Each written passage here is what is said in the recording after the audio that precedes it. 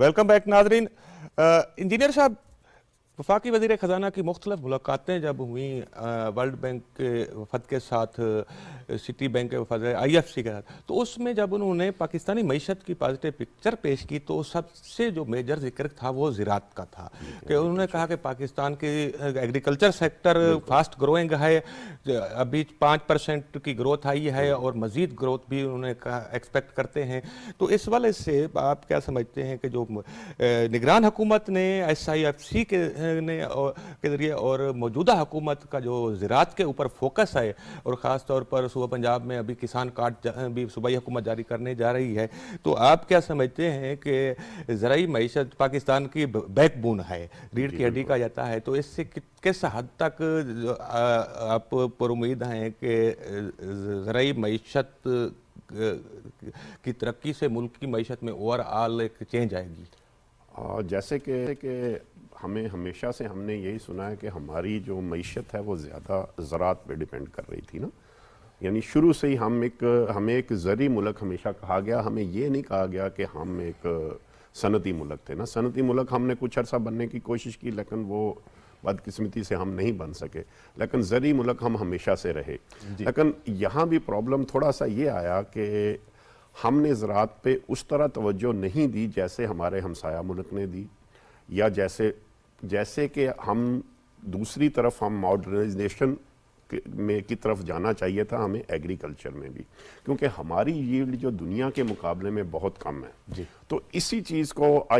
वो हमारी जो है SIFC इन्होंने इसको लिया कि यस, अगर बड़ी बड़ी कोई कंपनीज आएंगी तो वो इस हमारी ज़राअत जिसको हम बदकिस्मती से मॉडर्नेशन की और वैल्यू एडिशन की तरफ नहीं ले जा सके,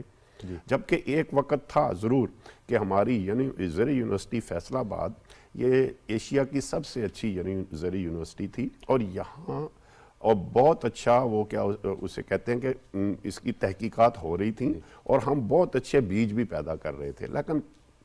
मुझे ये नहीं समझ आई कि बहुत कुछ अरसे से यानी काफ़ी सालों से ये काम भी हमने करना छोड़ दिया। तो अभी इसी चीज़ को मेरे ख्याल में वही है कि हम अच्छा बीज लाएं, अच्छी मॉडर्न मशीनरी आ जाए, इससे बहुत फ़र्क पड़ेगा और इसी की ज़रूरत है। सबसे बड़ा हमारा जो प्रॉब्लम है कि हमारे पास पानी नहीं है। देखिए हमारे पास पानी की कमी हो चुका है जिसके नतीजे में बीज के ऊपर रिसर्च भी हो रही है, नहीं हो रही है, लेकिन देखें हो तो बहुत सारी चीज़ें पाकिस्तान में बड़े अरसे से रही हैं, क्या वो हकीकत में इंप्लीमेंट भी हो रही हैं कि नहीं? लेकिन पॉजिटिव बात यह है कि अभी हमारे किसान ने एक गंदम की बम्पर क्रॉप दी है। देखें, और सेकंड हमारा जो सबसे बड़ा प्रॉब्लम था ना, हमारे पास पानी की कमी है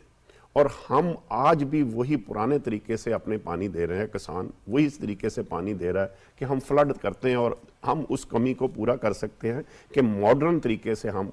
अपना वाटरिंग करें अपनी फसलों को। और जहाँ तक आज कल जो फसल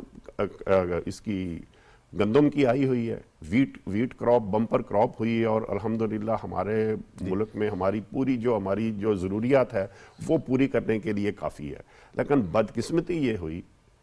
कि वो जो हमारी आई है गंदम यानी बम्पर क्रॉप किसान को मिली है, उसको उसका पूरा मुआवजा नहीं मिल रहा। ये तो हुकूमतों का फ़र्ज़ होता है ना कि उसकी जो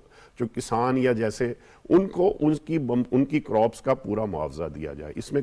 मैं अप्रिशिएट करूंगा इसमें हुकूमत सिंध को भी, हुकूमत पंजाब को भी, कि इन्होंने उसकी जो स्पोर्ट प्राइस रखी गंदम की, सिंध ने 4000 रखी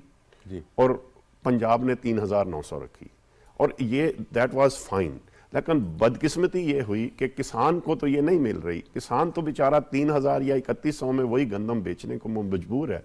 और गवर्नमेंट दोनों, ना सिंध की गवर्नमेंट ने अभी तक खरीदारी शुरू की है और ना पंजाब की गवर्नमेंट ने खरीदारी शुरू की है। मेरी आपके इस प्लेटफार्म के तवसत से दोनों गवर्नमेंटों से गुजारिश है कि प्लीज़, क्योंकि ये किसान को यही टाइम है कि उन्होंने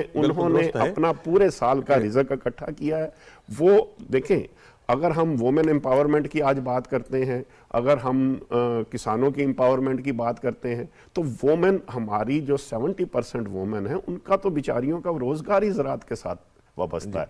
तो हमें उनके भी मुफादात का ख्याल रखना है। तो मेरी ये कि ओके, कोई मजबूरी होगी या जो भी चीज़ें हैं कि आप